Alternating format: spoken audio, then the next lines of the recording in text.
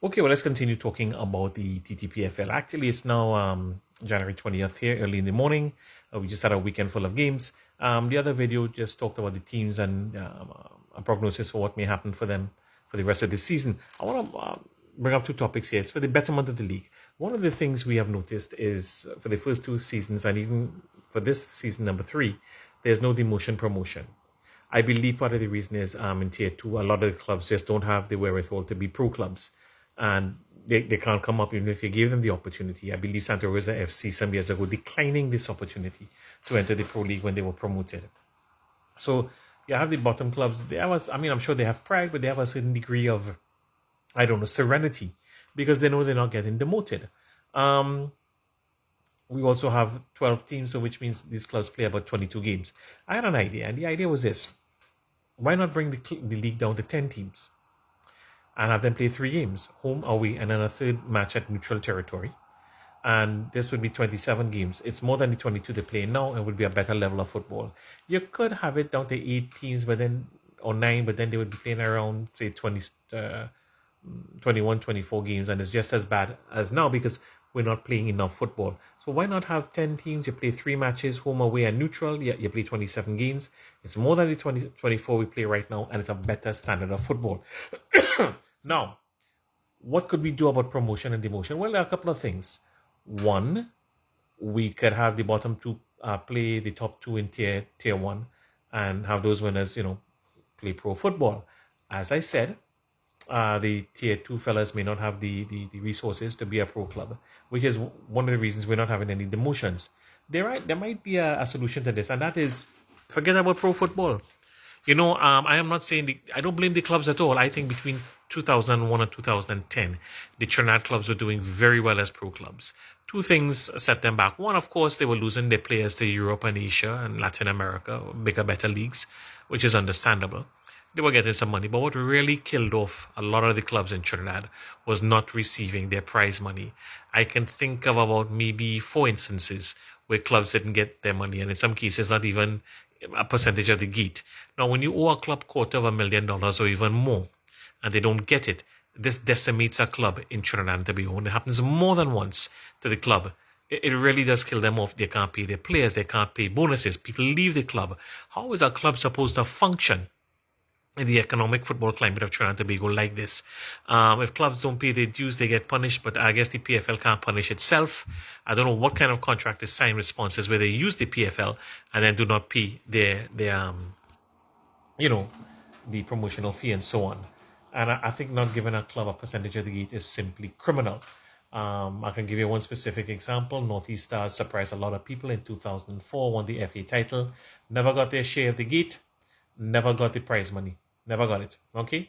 I spoke to the owner 10 months after the game, and he was bemoaning this fact. And they stick around with TNT football because they love football, not because they do this. So perhaps we should just forget about a pro league because we don't really have it right now. And what we could have is what we had in the 80s and 90s, which is a sort of a semi-pro league. You might have 1 or 2 pro clubs. You might have some quasi-pro clubs, for example, Defence Force and Police, and a bunch of other teams that play a good brand of semi-pro football. And let the cream rise to the top. And who can play in the CFU will play there. Because there's no point having a pro league that's just a joke and keep stopping and starting. And clubs have to, bow out. Listen, if you have a bicycle, you don't enter the Grand Prix. If you have a speedboat, you don't pass it off as a cruise liner. If you have a cell phone, you don't pass it off as a laptop. Okay? If you have a twin engine small plane, you don't pass it off as a 747. And if we don't have what it takes for pro football right now, let us maybe take a step back and do what we can. And again, I don't blame the clubs. You had a league that wasn't paying prize money. This would kill any club in the Caribbean. Let's have a good semi-pro league. Right now, we have the government minding football in Trinidad and Tobago. I'm not a big fan of the PNM or anybody, but I have to give credit where credit is due.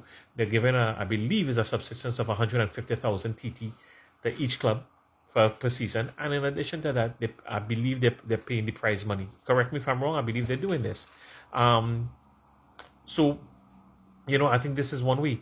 And earlier on, I mentioned 3 games, and people might say, well, where are you going to play the neutral game? We have an abundance of stadiums, and if this is planned well in advance, you can certainly do it. Like you have 2 Port of Spain teams, and one is Police, play at the Diego Martin Sports Complex. You have Central versus Point. Maybe have a middle ground, Marabella, and play in San Fernando, So this is what you could do. And back to what I said, have a good semi-pro league. We had a good semi-pro league in the 80s and 90s, and Defense Force had their moments, Police had their moments. And it would give a chance for other clubs to step up who could probably handle good semi-pro football. Wassa FC, Fire Services, TN Tech, whoever else is out there that could perhaps have a good semi-pro club, Santa Rosa FC, perhaps, if they could up for it. Because apparently when you have this pro league, you have to meet certain requirements. We can't meet the requirements. I mean, I am sure the Antiguans, the Dominicans, the St. Lucians don't have a pro league, but they are allowed to enter the Caribbean Cup and so on. Why? And they don't have a pro league. So let us just have a regular semi-pro league. Let us do the best we can, and let the semi-pro clubs do the best they can, and let's see what happens. In the past, Defense Force, because it's a quasi-pro team, has done well in CONCACAF football. I believe 3 CONCACAF titles. Police FC has made it to the semifinals of CONCACAF. Okay, and so it's not what people want to hear. But what is the point of frustrating yourself and stopping and starting and embarrassing yourself? How many times between 2002 and 2017 did pro clubs in Trinidad not get their prize money? That's not pro football. That is not pro football. All right. So it's not what people want to hear, but it's not a bad idea, and it's something to think about. It might be a step backwards, but if we can't go forward, at least perform well where you are. Right. Do what you can and can what you do, etc., etc. As I said, you have quasi-pro teams. You might have 1 or 2 pro teams, and then you have semi-pro teams, and the cream will rise to the top.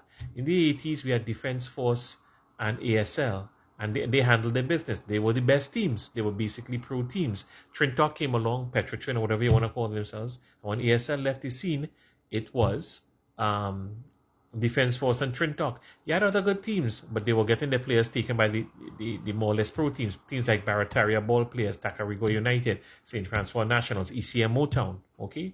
All right, 2000 came along and we had pro football.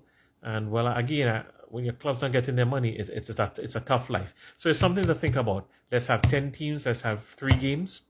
We'll have more football, better quality, and maybe just have a very, very good semi-pro league with 1 or 2 pro clubs in the league. It is something to think about because the pro thing, it ain't working out, boss. It ain't working out, and we need to get proper sponsorship as well. All right, whoever is handling this, they didn't do an amazing job because the sponsors usually don't pay. So I know it's always a bit abysmal, but this is not an easy time for Trinidad Tobago football. But let me leave you with a positive note. We are constantly producing players who go abroad and make a living.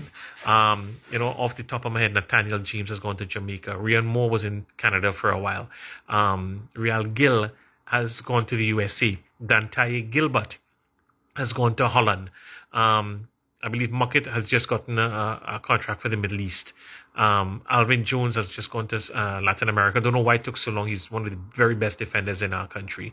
Enel has gone to Jamaica. Enel, in my opinion, what's his name? Aaron Enel is arguably the best goalkeeper in our country with some very talented goalkeepers right now. Trinidad and Tobago. So, we keep producing foreign-based players. Toronto FC, I believe his name is Spicer, a striker. I'm dying to see this guy. I believe for Trinidad, he was the number 1 draft pick for the MLS. So let me leave you with that positive note, and let's hope things can get a little bigger and better with the TTPFL. Bringing some live games every week wouldn't be a bad start. Over and out.